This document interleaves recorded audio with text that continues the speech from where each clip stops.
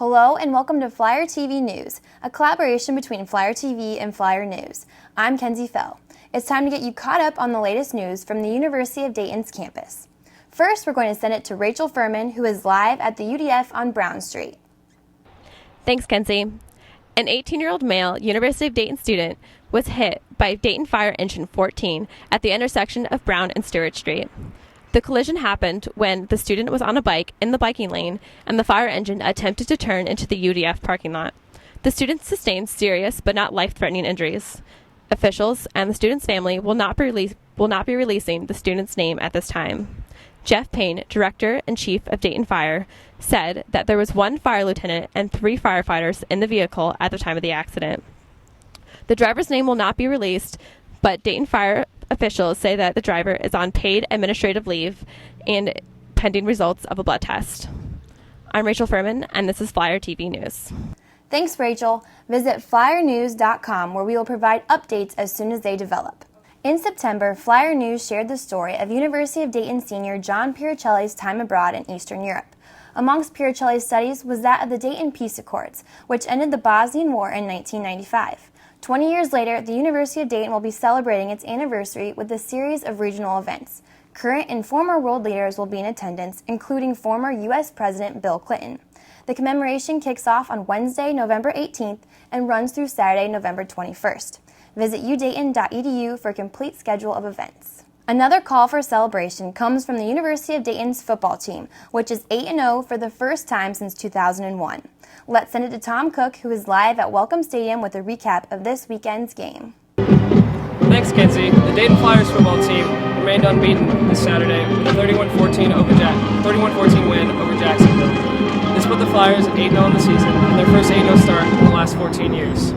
This also marks the 10th win in a row for the Flyers, dating back to last season. The Flyers were led by an excellent rushing performance from Tucker Yinger, who rushed for 120 yards and a touchdown. Their quarterback, Alex Jeske, was very efficient, completing 20 of his 23 passes for 180 yards and a touchdown. Tyler Tumpane led the Flyers in receiving with 7 receptions. The storyline of the game was that the Flyers were able to get an early lead and led the entire game. They led 24-0 going into half, and Jacksonville was unable to mount a comeback. The Flyers return to action next Saturday, November 7th, against 5-3 Morehead State at Morehead State. This is Tom Cook reporting for Flyer TV News. Back to you, Kenzie. Thanks, Tom. Another successful regular season has come from the women's soccer team, who played their last game at home on Thursday. Joe Dunham is at Beaujon Field with a special soccer feature. Today's story is about the UD women's soccer team and its Canadian connection. On the roster are 4 Ontario area natives, starting with senior forward Ashley Campbell, senior midfielder Nicole Waters, freshman midfielder Keegan Colley, and freshman defender Nadia Petzel. Head coach Mike Tucker has had great success recruiting from the Ontario area over his past 21 years as head coach here at the university. In the upcoming years, 2016, there will be 3 Ontario natives, and in 2017, there will be 1 Ontario native joining the Flyers.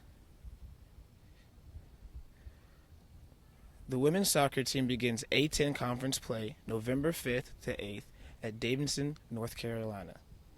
I'm Joe Dunham with Flyer TV News. Back to you, Kenzie. Thanks, Joe. On October 14th, the University of Dayton recognized those who find our campus as a safe place for their sexuality. Rachel Furman is live at Arch Street Amphitheater with a recap of the National Coming Out Day event. Spectrum, UD's Gay Straight Alliance on campus, celebrated National Coming Out Day here on Arch Street's Amphitheater on October 14th.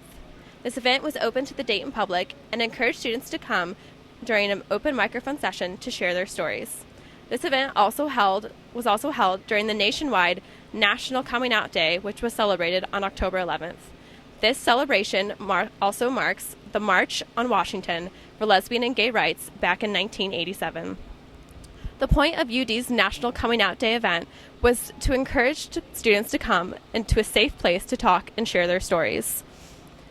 The Student Development also recently created the university's first ever LGBTQ support service position in student development to serve the UD LGBTQ community.